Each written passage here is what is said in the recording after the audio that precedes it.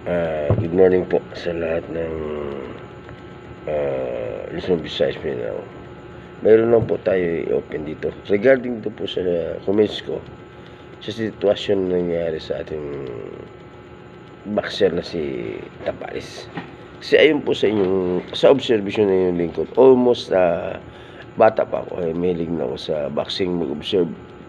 Natuto sa boxing for purposes na I like boxing.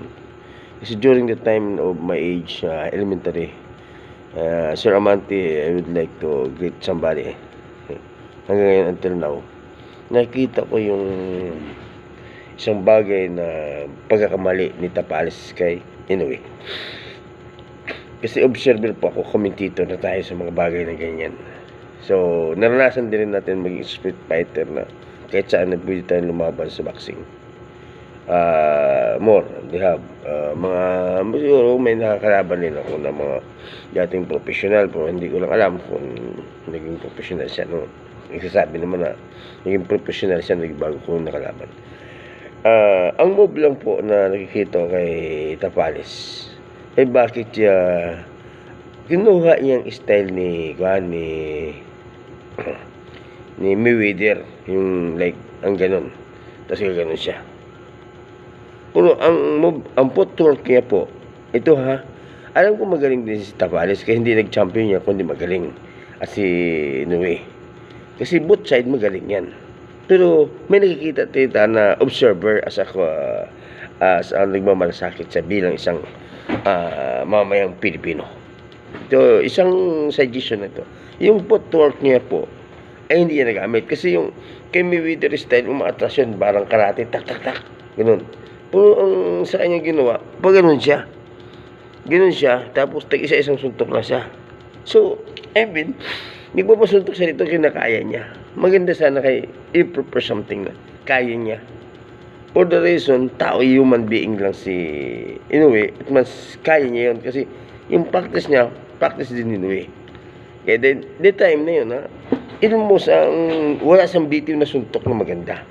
Kasi isa lang, one punch lang siya. Minsan niya bitawan ng kaliwa. So, ang pagbitawan niya kaliwa, wala nang sabi na another way na titira siya. Dapat nung pag-jab ng kanan niya na gano'n pumapasok, hindi siya dapat papasok, dapat patras. Pakpak! Iwan siya. Yun lang po ang nakikita ko kay Sakan. Tapos, bakit siya sumusugod? Stay Mayweather siya. Sumusugod siya, ganun parang papasuntok siya. Saka yung isa pa po na komentar ko doon, yung ginawa yan na style, gano'n nakikita ko yung kay Mike Tyson. Ang ginawa niya, basta nagpasuntok siya. Kung gano'n, ang style niya kay Mike Tyson, ginaganon-ganon niya dapat. Pag gano'n pa, talaga kasi sumusuntok siya. Hindi yung lagi ka na nakagan. Alam mo yung malakas si Inoue, bakit ka nagpapasuntok? Sa inyo observation mga kaibigan, malakas yung tao, bakit ka magpapasuntok? Dapat kailangan mo iwasan. Paano mo, dinuturo, pag gano'n.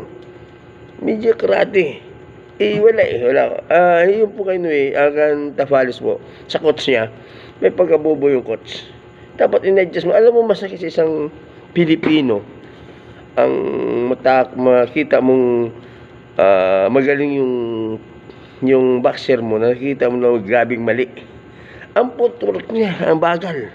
Ang bagal ng kamay, bagal ng footwork. Kasi dapat ang galaw nun, gano'n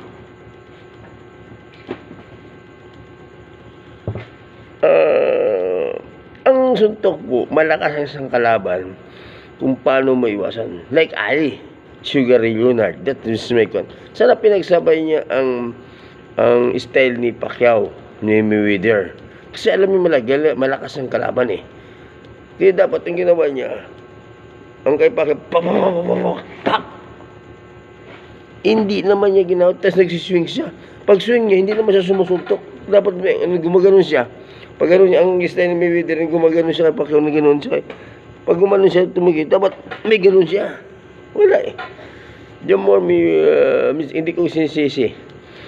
Si Tapalis, may coach yan So, depende sa coach yan. Sana, ikaw coach, hindi ko nag-comment sa'yo Mag-aaral ka mabuti kung tama o mali yung ginagawa. Masakit sa isang Pilipino na nagbigay tayo ng gunting ko na wala.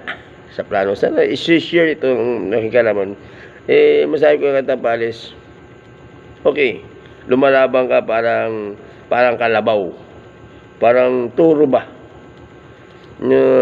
Gusto mo ba sa ng tao na walang utak? Gandang umaga po sa inyo lahat.